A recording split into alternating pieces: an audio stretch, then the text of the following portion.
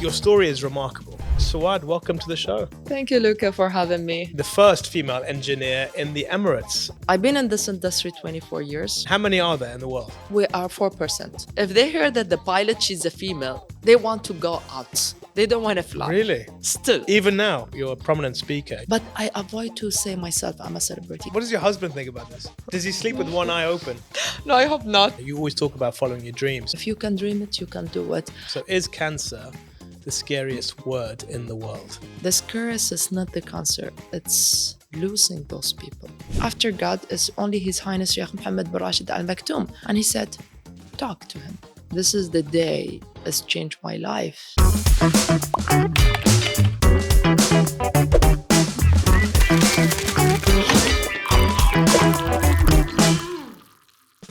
Hello everyone and welcome to the Inside Track with me, Luca Allam.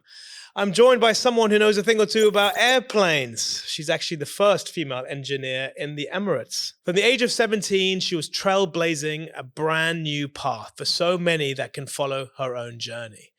She's now followed by millions online. Her journey and her challenges that she's faced throughout her life are truly inspiring. We'll talk more about the insights into her own journey, but also into the insights of aviation and what does that mean for the future. Suaad, welcome to the show. I am Dr. Engineer Suaad Al Shamsi, the first female aircraft engineer, a specialist in landing gear. I started my career as a mechanic. Then I've been promoted to be a technician, then an aircraft engineer. To be an aircraft engineer, it was a dream. It was a passion. I have one message. If you can dream it, you can achieve it with a smile. And people were laughing at me. What you're doing? You are not a man. The journey showed me what I can be and what I want to be. You can be with high heels and you can be with the safety shoes. Today, you can imagine how women became powerful because she born with a powerful and she born to be a leader. Thank you, Luca, for having me. It's my pleasure. I need to tell you, I know nothing about aviation. This is the best part. Yeah, as a I'm passenger. here to learn. The show is the Inside Track. I want to hear those insights. So we're gonna, Definitely. your story is remarkable. Thank you. For those who don't know you, and I was one of those people, the more you would talk, the more you would share, the more I'd be blown away with what you've been through from such a young age to the present day. And it's an incredible journey, really. It is an incredible journey, and I love it. Every single day of this journey, it's increased the passion about the aviation inside me. As I'm crazy about airplane, and it started from very young. Yeah. People know when they mention my name, they will tell you she's so crazy about airplane. Yeah. It's like my first love. Yeah. I've been in this industry 24 years. Exactly. MashaAllah. I started with playing with airplane, stealing cars from my brother. From your brother, yeah. I hate dolls. I hate makeups. So my mom, when she started buying all of this stuff, Yeah. girl stuff, I go change it with cars, airplane. And here it's the passion increased inside me, and I wanted to be in the field. Yes. I never thought about, is it about fixing? Is it flying? Is it cabin crew? Till 1990. Okay. And I decided I want to touch it, I want to fix it, and I want to be a craft engineer. We're going to get into all of that. You're obviously a doctor engineer, right? Yes. But when I asked you, to, how do I introduce you? You said just call me Suaad, right? I love my name. And because you're down to earth, Thank and you. you want to come across as just as a human, just as someone who can talk and can relate to everybody. Correct. But the reality is, not many people can relate to you, right? Because your level of professionalism, your level of specification and expertise is very hard to match because of what you've been through and because of what you've learned. There are very, very few people on the planet, if any, who are a woman, who are Emirati, and who are an aircraft engineer. I mean, how many are there in the world? Worldwide, we are 4% only as aircraft engineer. But as a female who's studying, they reach 13%, which is still very less number worldwide. Yeah. And UAE, we're looking for more. But as you mentioned, it's a different field. Yeah. It's a different mentality. People, they think that women cannot be there. Um, Starting with all what you mentioned about titles, everything, Yes. a lot of female, and not more of them, they think like if you will graduated with aeronautical engineering or aerospace engineering, Yeah. everyone should call you engineer. So a plane's not just a plane. So There are can you imagine how Yeah. the aircraft engineer, they are That's crazy. continue studying? And we're going to talk about it in detail. First and foremost, on my show, I always ask my guests to bring in their favorite mug. Yeah, you remind me. So I did this morning. Yeah, it was early. Yes. What is your mug about? What's going on here?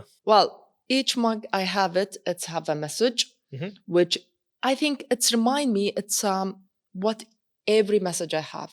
I'm addicted to coffee. Yeah. And you remember when we were talking about it, I named my son. Aviation, family, and coffee, your favorite three And things. and I your remember son. my son name. Yeah, nickname, yeah. I call Cappuccino. Yeah? Cappuccino. Yeah, Yes, he's my cappuccino. Well, this mug, it's about the dream. Mm. And it's say in Arabic, say يأتي الحلم في مشكاة فجر وعند الصبح تبتسم الأماني. What does it mean? That every single dream, it will come true every single morning. Nice. So if you believe in your dream, you can make it reality and happen in the morning. So for me, each mug similar to those mug, I have it every single day. I just rub mug and it's the message of the day. And this is what motivates me to continue and work and start my morning at 4. And it's what people know you by. When you go on stage and you're a prominent speaker, you always talk about following your dreams. You always talk about realizing your dreams. You're someone who really wants to allow people to dream big and just to go for it. You know why? Because I do believe if you can dream it, you can do it. A lot of people never thought my dream can be true. As like, you know, those people who are around you and say, you cannot do it, you will not be able because either you're female, is it because you cannot speak English? I was 0 in English. I was overweight. I was 160 kg. Oh, wow. Exactly 159.8 kg. And people were laughing at me, laughing about my dream. And one day I read the sentence, one of the cartoon movie came. Which and cartoon? Disney. Which one do you remember? I cannot remember. And the sentence came, if you can dream it, you can do it. And I added, and you can achieve it with big smile. And I put it every single place in the front of my face. And here we are. I believe in this. It's unbelievable. And there's a story, a very famous story, that someone rather important allowed you the opportunity to live out your dream. Can you tell the viewers and the listeners what that story was and how you ended up being that 17-year-old girl who was dreaming big but didn't know where to go, and then a phone call changed your life? Sometimes this opportunity come in front of you. How often we have this opportunity and people, they think it's just a joke, or should I take it or leave it, correct? Yeah. So after the high school, my mom, she registered me in medical school. I was running always from the university, and I go to the garage to fix cars. I'm crazy about cars. And after 1 year, all my colleagues, they enter actually the university, they start their life, and I keep hearing from my family, my mom, yes, you're losing your life. What you're doing. Wasting time. Yes, I'm wasting my time. And she never knew that I'm running from university because she paid. Yeah. And one day a guy, he came and he wanted to fix a classic car. It's a Ford Mustang 1969. And he stared at me, what you're doing, you are local. And I told him my story, and I wanted to be an aircraft engineer. And wherever I go, I knock a door, they said it's only for male. Yeah. And I cannot understand why they judge as per the gender. And he said, who can make your dream true? And I said, after God is only His Highness Sheikh Mohammed bin Rashid Al Maktoum, the ruler of Dubai. And he said, if he's in front of you or talk to you, what you will said. And 17 years old, you have all this crazy idea, dream, and I keep talking. And he gave me his phone, he gave it to me. And he said, talk to him. And here, she got shocked. Like, you must have thought this is not true. This is not real. Yes. I was waiting like, is he will laugh at me? Yeah. Is he joking? And I said, what I will lose? If it was a joke, it's a joke. If it's true, it's came.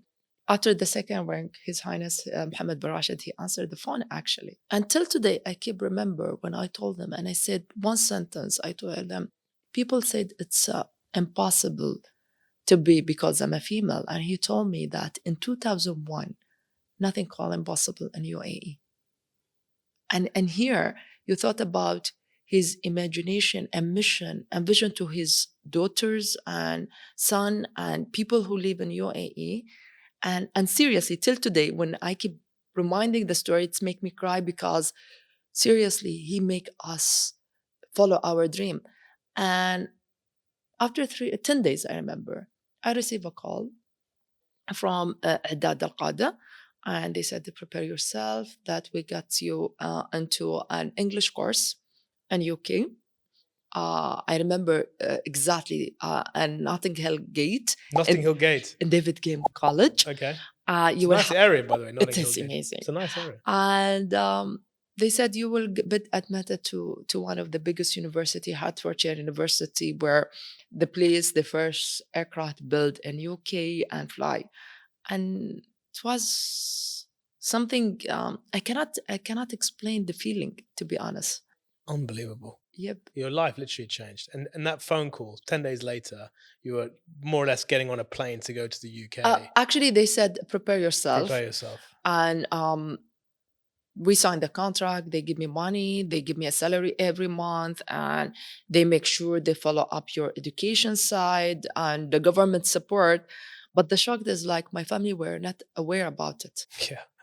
Have you spoken to Sheikh Mohammed, seen him since that phone call? Yes. Actually, he saw us before we fly and when we graduated. No way. And it was the most moment as a father he talked to his children and kids. Like I was only girl with 17 boys.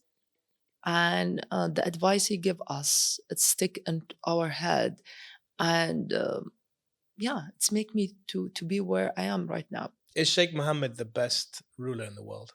For me, I always say Sheikh Mohammed bin Rashid Al Maktoum and Sheikh Mohammed bin Zayed Al Nahyan, they are the best.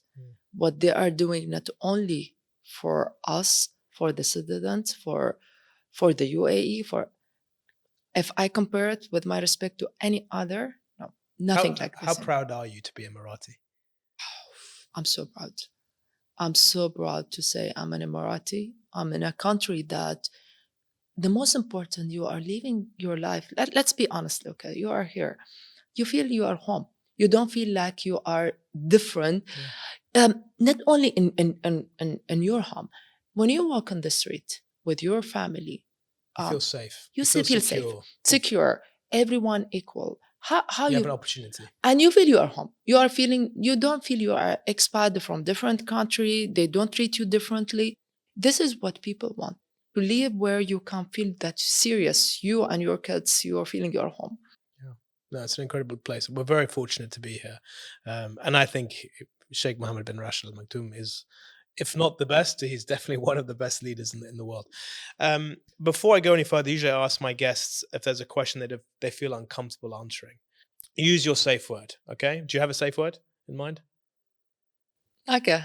Next, I will say for you. You don't have it. So your safe word is next. Next, I like that. Always. Even in meetings, important meeting, if I don't like what is going on, and I know it's not much what we are, especially in our field, you will definitely see me. I say for the team next. So noted. We will use. Hopefully, you don't have to use it, but if you do, then they're definitely next.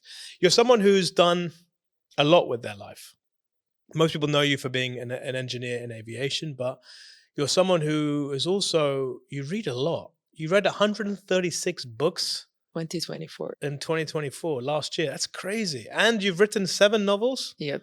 And one of them is How to How to Kill Your Man with No Evidence. How to Kill Your Man with No Evidence. I hope no man kill me. What does your husband think about this? Oh.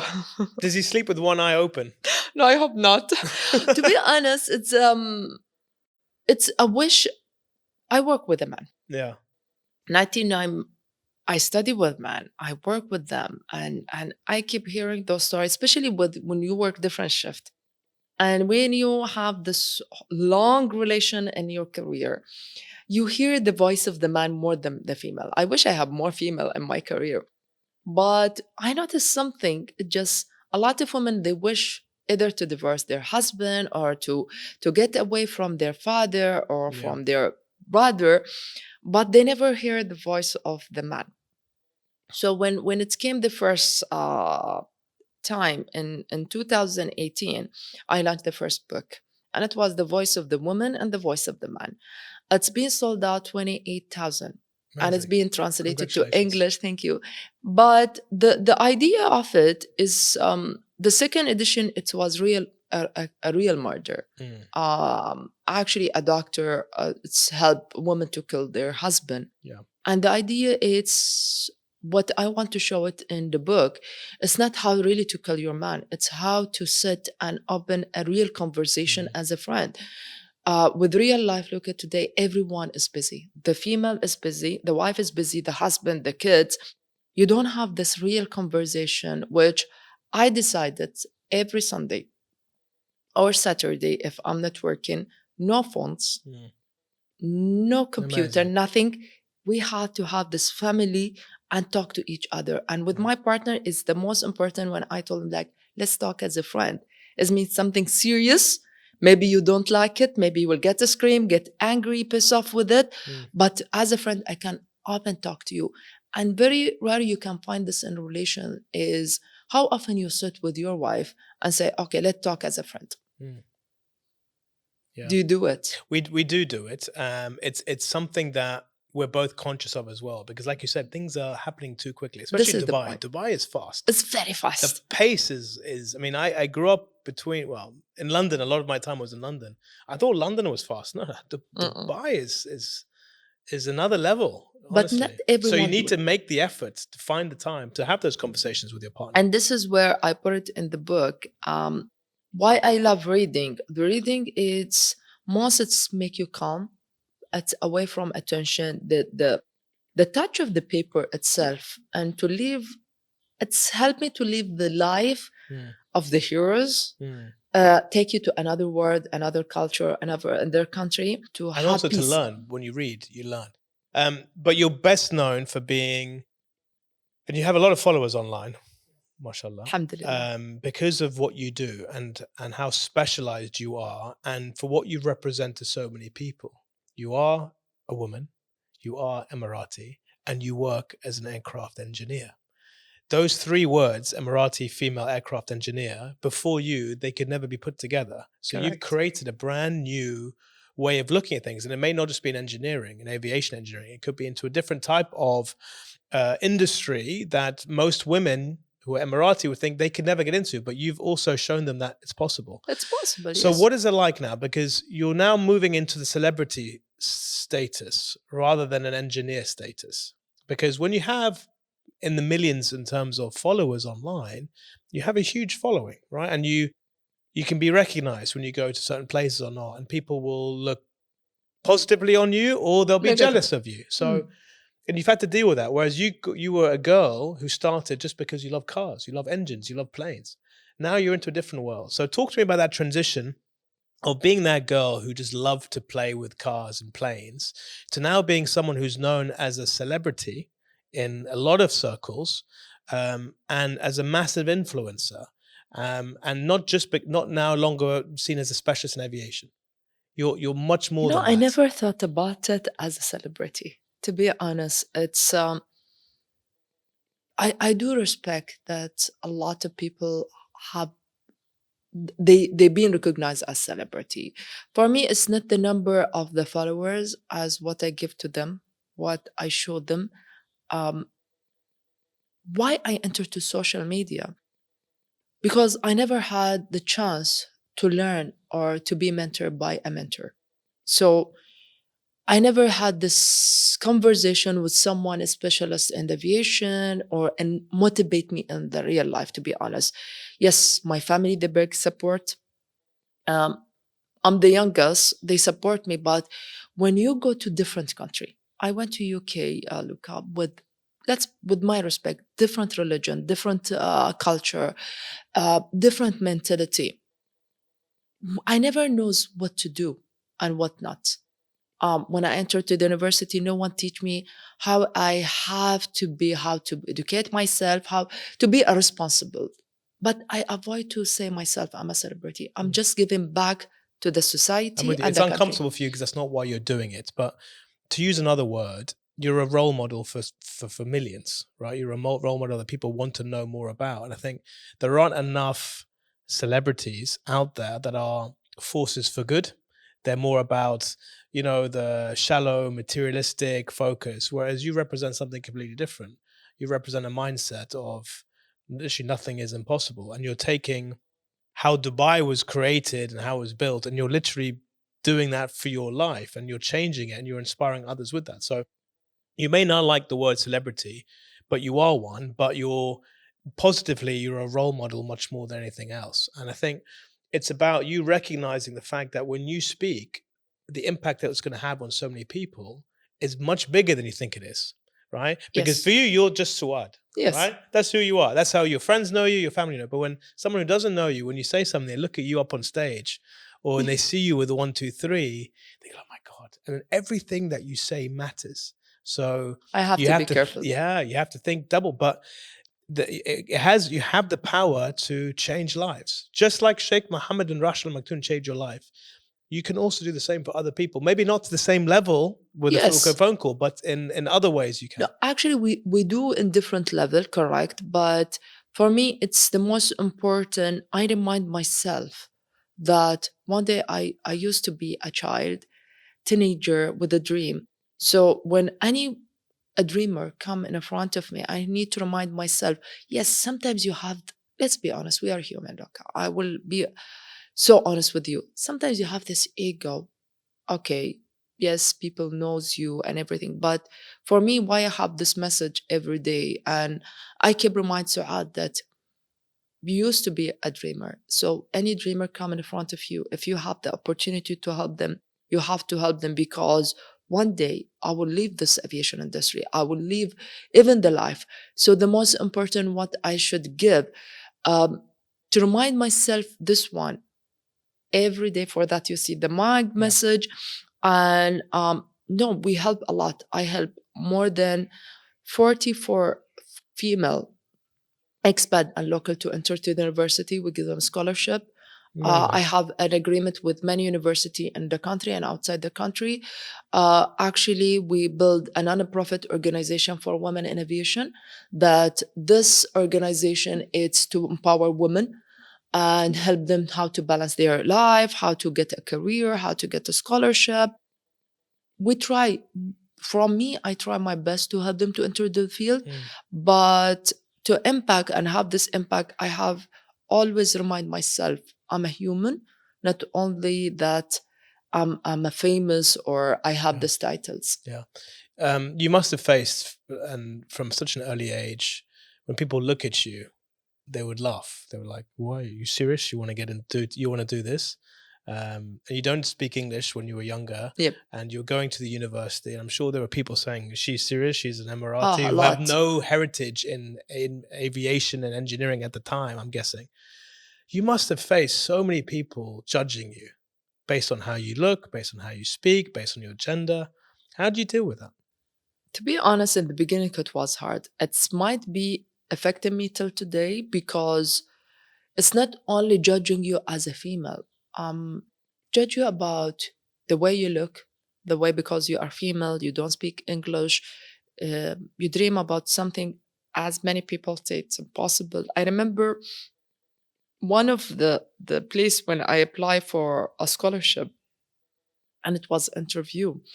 One of the guy, he said, by laughing, he thought that he's just creating a joke, make the environment funny. He said, if you will be an aircraft engineer and you will fix aircraft with your look, you will break the wing.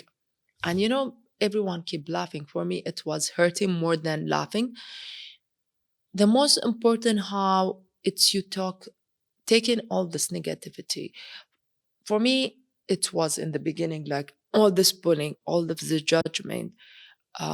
It's hurt what I'm doing. Is it I'm in the right path? Is it I'm doing the right to dream about it? You were always asking yourself that question. Yes. And I remember one day I said myself, it's my life. I should decide it what I want to be. I let's be honest. People will always judge us. Either we speak fluent English, 7 language, 10 language, we are fat, they will judge you for something. And I remember one day I wrote a book. It's called Hope. And still I have it. It was in 2002. And it's about how you have this hope in your life. And then 2 pages, 3 pages is like, okay, keep it away. But the sentence remained in my mind. And I said for myself, what I will lose? People who don't love me, they will never love me, even if I will follow their path. And many of them, after I graduate, after I have the first female aircraft engineer title, after I got the first job, they come back to my family. Can Suaad help us? She help our son? How did you feel when that happens, when they come back? Do you want to just basically slap them? Or do you feel a sense of pride? Do you feel anger? What do you feel? Oh, can we go to next video? Next, all right. Hey guys, it's me again. Do you get worried about giving a speech or, being on a podcast or being someone that's been told to present in front of their client or even to their boss? A lot of people have anxiety when it comes to public speaking. In fact, 74% of every one of us is terrified about the idea of standing in front of other people and trying to convince them of something. The good news is there's a lot of people that can help. In fact, I've launched my own training program, which I'm calling Master Pitch, which combines my 20 years of corporate background running big businesses, dealing with clients, as well as my own personal passion point of presenting in front of large audiences or being on camera, or in fact, even being on the inside track. So if you want to improve things like your tone, your pace, your storytelling narrative, and how to structure it properly, as well as to understand your audience better and to drive real impact, I'm sure I can help you out. Whether individual level or at a corporate level, my Master Pitch training program can definitely make you a better public speaker. So drop me an email at info@lucaallam.com or check out my website, lucaallam.com, if you want to find out more information, more details. Right, let's get back to the show. On that note, I've got some questions for you. Okay. All right. But these are questions that are supposed to inspire some insightful conversations, and they're all about you. So I never ask the same question to any guest. Okay. So you're in charge now of the show, Suaad, okay? Oh, okay. So you take this bag, take out a ball each time, read it all out green loud. Day. It's like all green day. It's all green, and then we'll talk about it. Okay. Only one? Only one at a time. Okay. We'll get through all of them, don't worry. Fly me to the moon or drive me home. So, and by the way, in all of my questions, I should say, you've got to pick one or the other. Right? Okay. So this question is about, are you someone who really wants to push your career and sort of fly me as far as you can possibly go, fly you to the moon? Or are you someone that would rather drive me home because I want to stay close to my family? So fly me to the moon or drive me home. What's more important to you? Oh, I will say, me and my kids will sing it, Fly Me to the Moon, which every week we sing it, especially with Cappuccino. No, I will go to the moon with my family. You're taking, but you can't. What's more important? Why? Because what I like, this question is about, and this is answering what you said before, you can't have both. Right? I remember when most people say you can either have the success and the career, but you won't be able to have the family. This is exactly what I'm trying to say to you now. This is what most people think. And Why your you answer cannot? is, why not? Why not? And I love that. Why not? Let's be honest. Today, you are on the show. Who's supporting you? The wife. A bunch of other people here. Yes. My production team, But post-production team. the most important, when you ask before we start, the confidence with Luca, you ask whom? How I look? Mm-hmm. Your wife. Mm-hmm. She's a part. She's, sorry, with my respect to her, she's very amazing, mashallah, God bless her and pretty. You ask her, she never leave you here alone and will go for shopping, or she will leave you. She support your success. Why? Because she believe. The same. If I want to reach to the moon, if I want to reach to any place, why people think that the family will not support you? For me, for example, today, Yusuf, he chose for me what I'm wearing. So I ask my kids before anything, like if I'm going on stage or I'm going for an interview or podcast or whatever, they choose for me. So they choose what my outfit, what makeup I should put. And I show them like, Today, for example, local, see, this is the family I'm visiting today, mommy, and everything. And they support me. In the end, I can't fly to the moon and success with my kids. When I deliver Yusuf, I was on duty. Wow. Actually, I was in very tricky part. Wow. The second one, I was holding one of the biggest project in United Arab Emirates, the third biggest airport in the world. And when we did the trial, we go for all this tests. Actually, I was pregnant with him. When I complete my master, my PhD, they were part of it. My partner and the kids, and I reached the moon with them. Yeah. So I think both. Normally on the show, I never let my guests go for both, but because you're so nice and because you're such a convincing argument, I trick you. and because we're coming towards the end of season 2, I'm going to allow it. See? But any future guests that come on, you can't sit on the fence. Right, let's do the next question. Trick him only. Let's do the next one. Okay. We're off to an easy start. Okay. Did the airport make Dubai, or did Dubai make the airport? So this question is about Dubai from a geographical perspective is very central in the world, right? It's a fantastic route between connecting Asia and Europe and even the US. So strategically, it's so well positioned. So the question is, did Dubai make the airport? Did the airport make Dubai? The brand of Dubai is fantastic, right? Correct. But it was helped because of the airport immensely, because of the location for it. So it's really a question of which came first. Dubai. So for me, it's Dubai, because when you will see how the growth of Dubai and what is happening, it's not only connecting the people, it's not connecting only a geographical, it's not a center. Economic-wise, tourism-wise, safety-wise, it's every single thing you can find it here. So when I see the number of people move to Dubai, not only as a traveler, not only transit, not only visitor, if I count what I heard recently, like more than 186,000 or 200 people move to live in Dubai. So Dubai, it's make the airport the hub for many things, for businessman, businesswoman, economic-wise, tourism. Every dreamer, every company, every person can live here. So when I consider how it's connect and how bigger we became, for that now we are building the biggest airport in the world. I'm considering, yes, Dubai, who did the brand name of Dubai before the airport, before anything. But a lot of people outside, if they hadn't visited Dubai, they'll know about Emirates, the airline. Yes. For them, they would see Emirates Airline and they'd get a sort of small taste of what Dubai is like wherever it travels.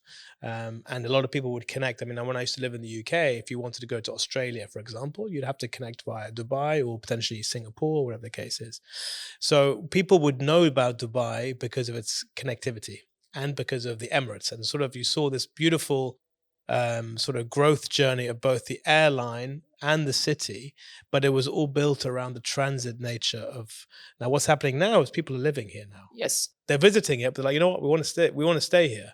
This is the flavor and the taste of it, because as you said, Emirates grow very fast, and what is showing the world via Emirates for other people, this is what the good things. When you fly with Emirates, you get the flavor of Dubai, of United Arab Emirates, to learn about the culture, to see it.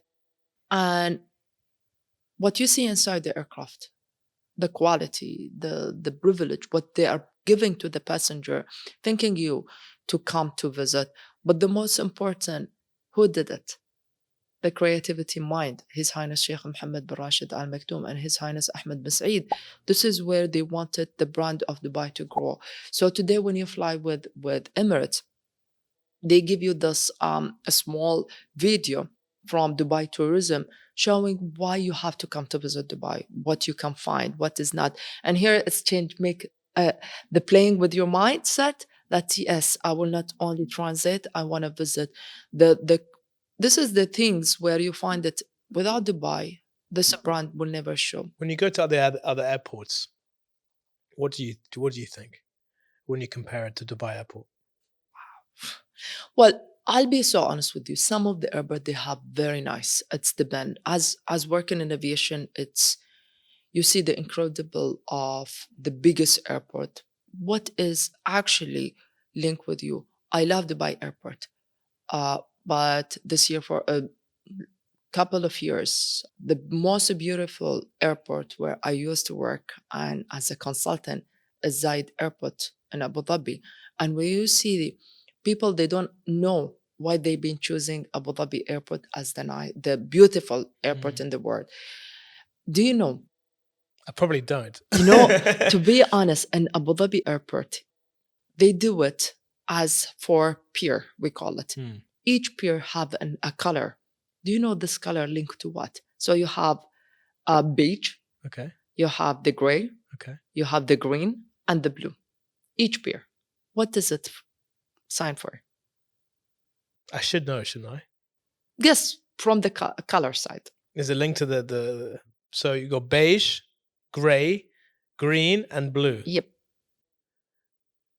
Is that the air, wind, earth, ocean, something? I don't know. Similarity. So the gray side, the green side, it's faced to Al Ain, where it's the green city. Okay. So the gray, it's linked to the city side. Yeah. It's the desert side, and the blue one, it's the ocean. So you are right. So when you go to the pier, you will see everything about the United Arab Emirates and Abu Dhabi city. Very nice. Which is that many airports, they don't do design it like this. But for me, it's Abu Dhabi Airport is one of the beautiful airport. When you go to each airport, you learn. Dubai Airport, the new one. It tells you something about the country, right? And every this time is you go to it, you get it. It's your first impression of any new country that you go to is the airport. Yep. How is the staff? How are the facilities, the infrastructure, the convenience factor, the ease of transit, all that kind of stuff.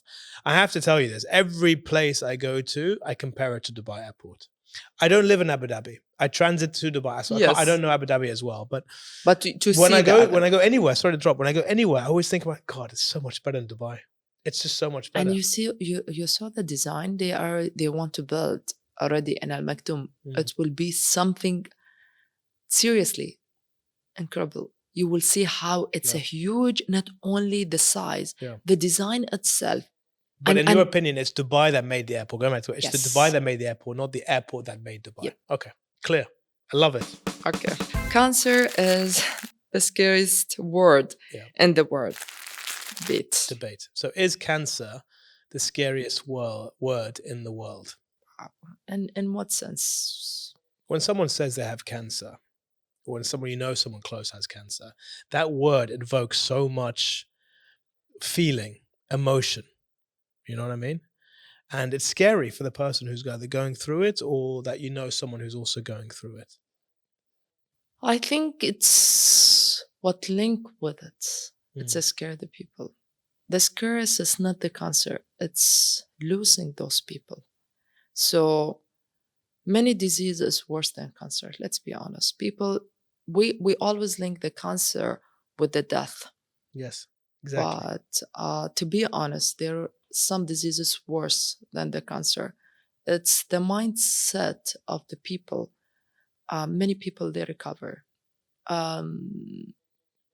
Maybe I hate this word, scariest, because I never met my father because of this disease.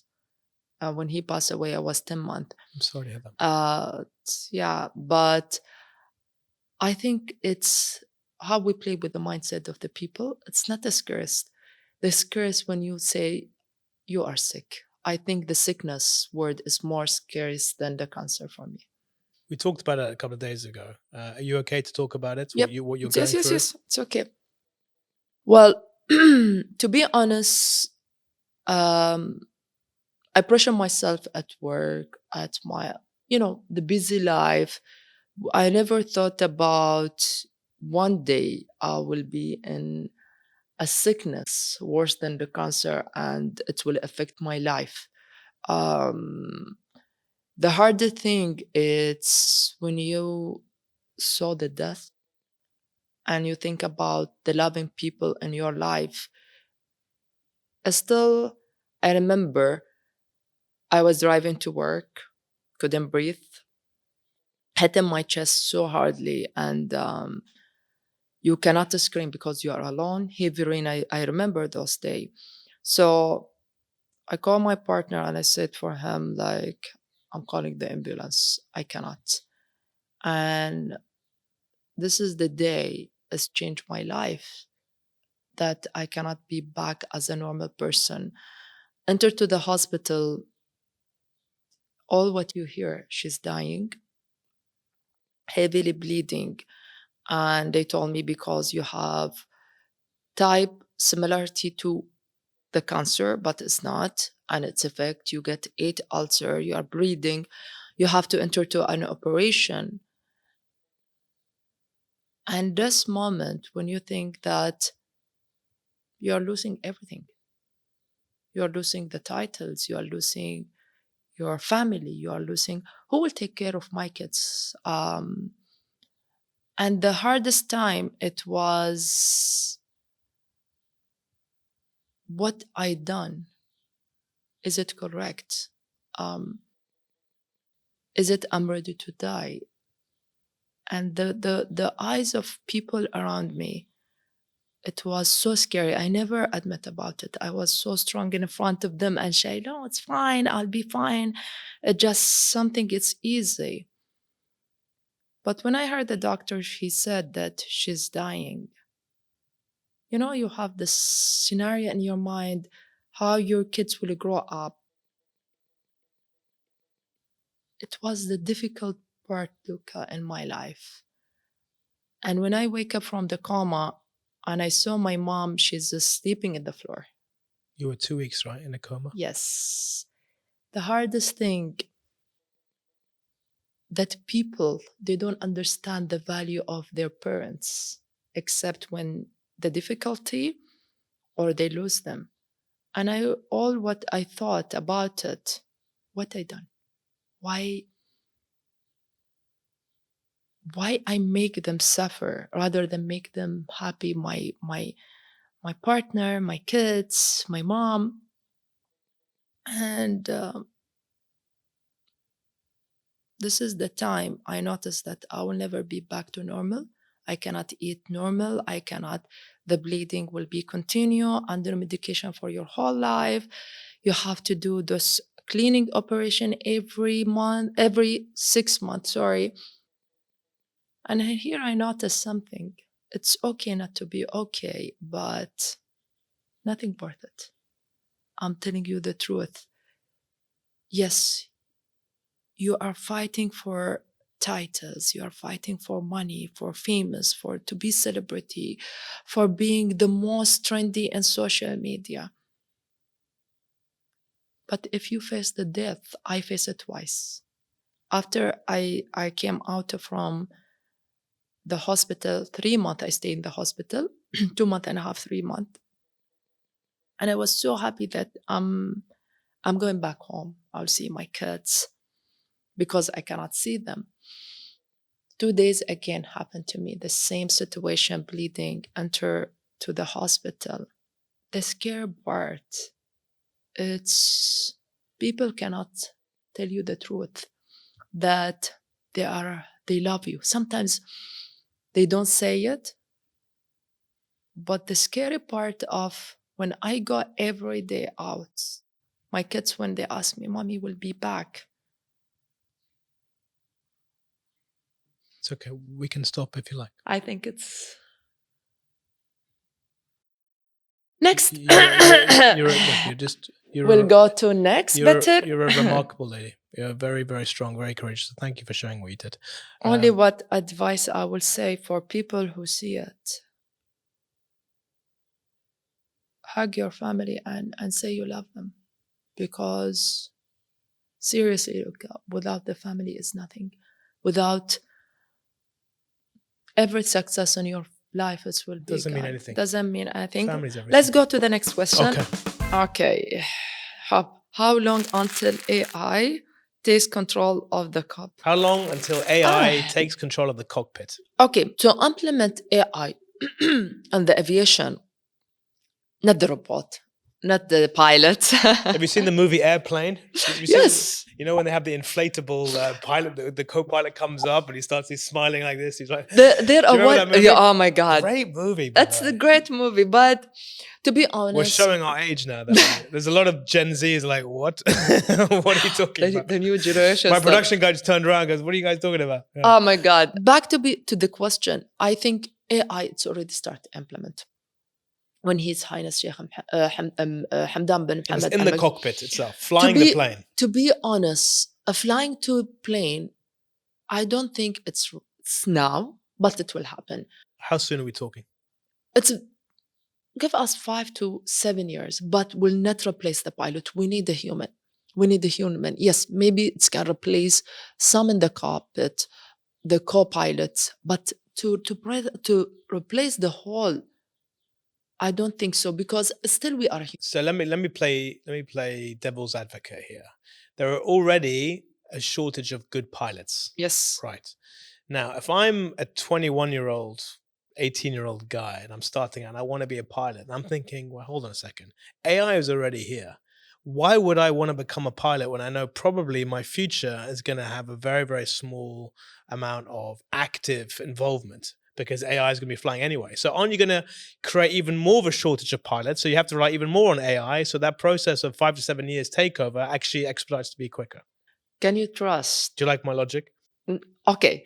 Can you trust to be an airplane, let's say from Dubai to London, and you know that no pilot there? It happens on trains. Train, it happens on trains. Train on the floor. I'm with you. On the I know, sky. I'm with you. But there's more up until the end of 2024. There weren't that many plane accidents, right? It was a rough end to last year, right? The reason of the So my answer, why I'm saying it, is because AI is in such a. I mean, most of these cars now, a lot of the new cars that are being developed can drive themselves. Yes. Right? We just like to sit there, be comfortable. But we show off to our friends, Habibi, look, I'll press a button, khalas, he'll drive me from Dubai, Abu Dhabi, no problem. But the reality is that when you've got passengers on board, it's a different, you get into an ethical, you get more into ethical First conversation. of all, to get into this, yes, one day will happen. But for the next 5 years, actually, we need extra pilots. So in 5 years, as per our research, we need 20,000 pilots worldwide. This is minimum. Compared to it, 40,000, okay, and 100,000 cabin crew. I'm talking about whole biggest airline in the world. So in total, every year there needs to be 20,000 active pilots. For the 5 years, almost you need every year 5,000 to 6,000, let's say, for the next 5 years. For all the big commercial planes? Commercial, okay, compared to Is that it? I thought it would be much more than that. It will be more. I'm saying minimum. Okay. Minimum requirement where they will be having a huge shift strategy plan and everything. This is with the current pilot, but it will be replaced with the co-pilots, with some of the system, but to replace it fully and have, say, no pilot and no co-pilot, I don't believe it will happen in next 5 years. It might take longer, but with the technology, with everything coming, we don't know what will happen. So here's another question for you, right? Let's say one of those low budget airlines, right? They want to save money. They want to cut costs. And they give passengers a chance of taking a flight that has an AI pilot or a human pilot. The AI pilot is massively discounted. It's 50% off. Do you think passengers will want to go on the AI plane knowing that's 50% off? I think yes, by the way. Yes. I think on these low budget planes, you can test it on there. They might use that as a way of saying, look, full disclosure, if you go the AI plane, right, it's 50% discount. I hope I haven't given anyone any ideas. But you know what I mean? I will answer you something. If some passenger, if they hear that the pilot, she's a female, they want to go out. They don't want to fly. Really? Still. Even now? Still. 2025? Okay. Wow. But yes, it might be, but I don't think it's very near. Okay. It's take time because of not only the passenger, the rules and regulation to implement, to test it, all of this does take time. What about now in traffic control? If AI is controlling traffic control? Because humans make errors. Will an AI make an error? And then do you want? I don't want that. Even further, do you want an AI traffic controller speaking to a human pilot? Because How? then How it will speak. To be honest, you I see think where I'm going with this? to replace some of the aircraft engineer, yes, it's start happening in many manufacturing, many airline. Without mentioning which airline, yes, some of the aircraft engineer job it's being replaced with the AI and robot. Yeah. Okay, this is no argument with it. With air traffic control, they tested in one of the country. Still, they have this issue how to communicate because as a human, you know how to communicate with a human. And we need all of this to be implemented and correct because aviation industry, it's more about the safety. Forget about the incident happened in 2024. It's not only about a human or a maintenance error or as people say there's a bird or but I mean it will be some of the changes happen with the AI, but in the cockpit, I think within after 5 years we need to check with it. Okay, I like it. Okay. Next, and that's not the same. I hope pilots, my friend pilots, will not get angry with That's okay. They should get paid more, by the way, because there's less of them. So if you're a pilot, ask for more money. And my friend pilot, thank you. You know what I mean? Okay. Which international airline carried the biggest rivalry? Rivalries, yeah. Right. So which international airlines have the biggest rivalries? The biggest airline in the world. Okay, we're starting Emirates, Qatar, Etihad, Lufthansa, Singapore. Everyone, they have this competition to win the award and end of the year. It's what you give more to the passenger, to the customer, to as a sponsor, but they don't hit each other, by the way. It's more about, So who's the biggest rivalry? So going back to the question, who has the biggest rivalry amongst the airlines? I think more who want to copy, I would say. They want to copy Emirates and Qatar Airways most. Like the biggest three competitor as aviation researcher, not working right now. Singapore, Qatar, and Emirates. Isn't that crazy that two of them are in this region? Isn't that so nice as It's being nice. an Arab, as having two It's nice. of these prestigious if you will brands? go to the all the list, you will see a lot of Arab and Gulf country are in the list. Like we have Qatar, Etihad, Emirates. Kuwait is recently came into the list, but I cannot remember which number. But the biggest airline as a competitor as Arab, we have Qatar, Etihad, and Emirates. So it's amazing for this It's region. amazing. And we 30 see, years ago, completely different list. and You'd if have you, British Airways, I'm guessing, would be top three. Virgin Atlantic maybe would be top now three. it's in the top. You can see last year, exactly, it was between Singapore, Qatar, Etihad, and Emirates. Singapore Airlines is a nice airline. It is nice. It's I have love to say, I like it. I Food is fly good as with well. them. Food But is- you know who came into the market right now?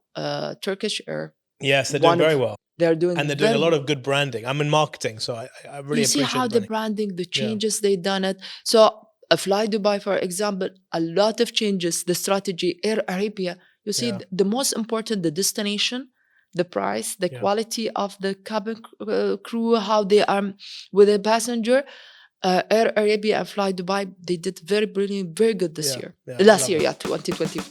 With every flight, is the environment of flying closer to one? Air travel is increasing year on year, 4%, 6%, depending on which stats you want to read. There's more flights than there's ever been. Yes. Are we quickening the end of a nice, healthy environment with every flight that we take? Most of the airline now, it's considering the sustainability side, considering the climate change. Yes, but they are need working. to change. Yes, Things need to change quickly. Let's be honest. When it's come to the environment, I will make it easier for people who will hear us. When you go for healthy food, dieting, it's more expensive than junk food and unhealthy food, correct? Yes. Let's be honest. So when it's come to sustainability, it's working.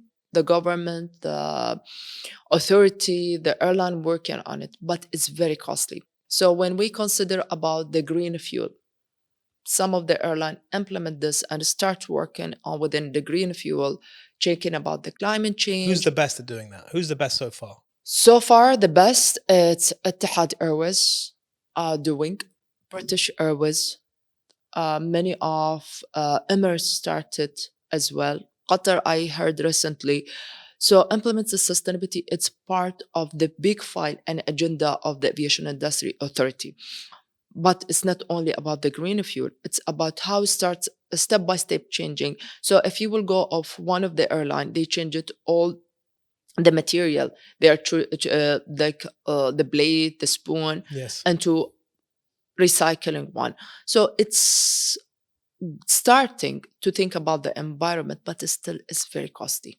There's been a lot of protests about sustainability, even here in Dubai. Yes. There is pressure. There is pressure from The outside pressure, sources. You know why? Because it's not only you implement and test it, the result of it. So for example, if you will think about how the fuel burning, okay, to calculate it and how much it costs, it will be higher. So there's some study doing how how it's a flying distance, the height of, if you are think when you fly, for example, to UK, you will see it is different than all day. All day, if you thought it was, the heights is different, Yeah. the timing, it was longer. So even the route of the flying is being changed. So is the study of it is there, but from a researcher, it's very, I very. think business travel is the real killer, right? Because there's a lot of people, especially here in Dubai or in Abu Dhabi, that are going to Doha a lot, Riyadh a lot, daily flights, weekly flights. And the size of the aircraft is affected. Yeah, right. And also it's not healthy for you. If you go on a small airplane, right, the engine and all that stuff, the compression, I'm guessing, it can really hurt. If it's a short destination, I do prefer the smaller aircraft, because okay. even the fuel being burned. From a fuel consumption perspective, yes, it's better. But it's better. The operation cost is less. Yeah. So for the most costly is the 380. Yeah. So imagine if you're flying to Bahrain, for example, with the 380. Doesn't make sense. The fuel, the operation cost doesn't make sense. Yeah. But is there something in, because someone was telling me, again, if it's fact or fiction, but if you take a small plane that's relatively old, the compression on your ears, it's higher. Yeah, and it's much worse for your health. Yes. Than it is going on an A380. So from a health perspective, A380s tick. But from sustainability, no. Yes, because it's similar. When let's be honest, the number of the people is different than when you are in bigger. If you are driving a 4-wheel car, and you're driving 911. What the sound? It will affect your health, the speed, and fuel burning, the affected, even the affecting the fuel, and when you're burning in the environment. So it's different. Question for an engineer. This is going to sound really stupid, so apologies in advance. No, it's okay. Can it fly on one engine, and for how long? Well, not only the 380. Any flight can be flying with one engine. Only one. It can be if it's been affected, but not long. It's depend on the fuel. Okay, so it's fuel consumption rather than engine capacity. Yes, but it's they prefer to be not more than 2 or 3 hours. Okay, but I've always wanted to know that. Thank you for sharing. And to be honest, a lot of people, they don't know that sometimes they are flying with one engine. Really? Because sometimes if it's been shut down, the other engine, it can be fly with one. Really? And does it happen a lot? People shut down? Not a lot. Okay. It's not a lot. Okay. But the pilot, they've been well trained to how to fly with one engine. Interesting. So the last thing that I have for you is it's a white ball, right? It's you hide that. There's no question on this. There's no question. So this can be for you something you want to ask me, or something that you haven't said yet, and for those who are watching, listening, that you also want to say. So you have the power, Suaad. Oh, wow. Take the white ball and let me know. Okay. There's nothing on it. There's nothing on it. So any question I can ask you. You can ask anything you like, or you can say anything you like. Anything that you've wanted to say that you haven't, or ask anything that you haven't asked. Just be nice. Aviator, they will never be nice. Okay, question for you. If one thing as a person, and I when we had this conversation, I really like what you said. You follow your passion and your dream. With Rivalry, we find people with family do it. Did you regret it? Did I regret following my dream? Yes. No, I haven't regretted it. But what I haven't really shared is the difficulties that you have inside with all the decision making that comes with that decision, all the many decisions that you have to take afterwards. So I was used to having a certain way of life. I was used to having a certain income, and I was comfortable. Touch wood, everything was comfortable. When you decide to make a big career change and get into a different type of world, you have to think about all the consequences of that one decision. The smaller decisions later on start impacting you. So you don't have that security, that safety net, and you start thinking, am I doing the right thing? Is this going to be successful? Will I make enough money for my family? Is this worth the price?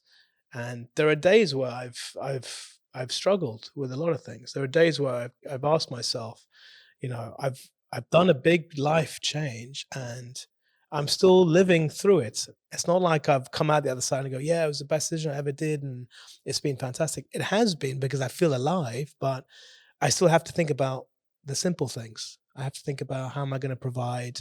How am I going to go on holiday and enjoy myself?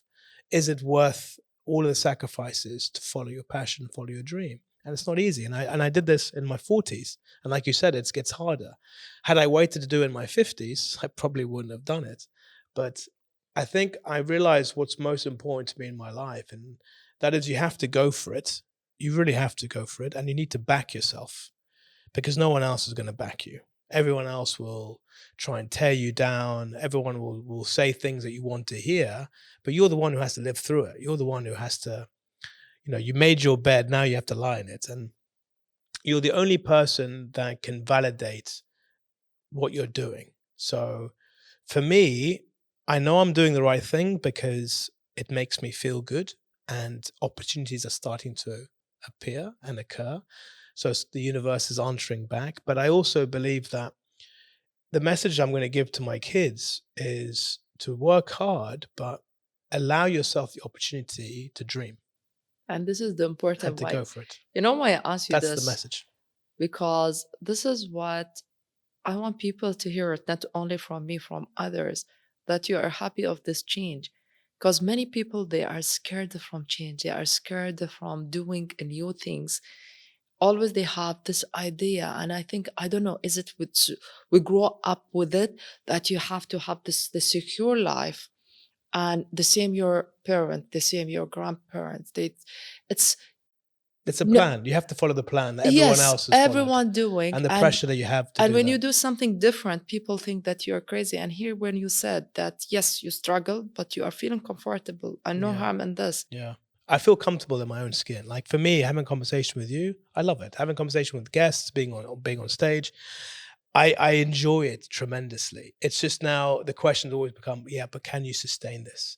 Because we live in an expensive world, and Dubai is it's not the cheapest place to live in, but also the moral responsibilities as a dad.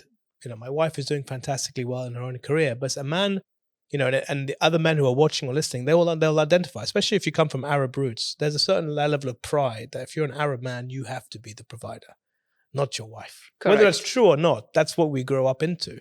So wrestling with that has been difficult, but you have to back yourself. And everybody wants the same thing. Everybody wants to be happy and to make money and to be successful. Everybody. Everyone How wants. you do it, that's up to you. But they can coexist. You can make money by doing something that you love. And, you've been incredibly successful doing that. So And I'm so happy for you that you are happy and your family, they're supporting you. This is the most important. And really, this is a lot of people should understand that it's your life, it's your family life, and you are happy with it. They have to be happy for you. Thank you for asking the question, by the way. It was a good question. Thank you, Luca, and thank you for everything. It was my pleasure, and serious, one of the best starting this year with. And you have an amazing wife to support you. And I think I will see something huge coming soon with you and all your shows, inshallah. Thank you so much.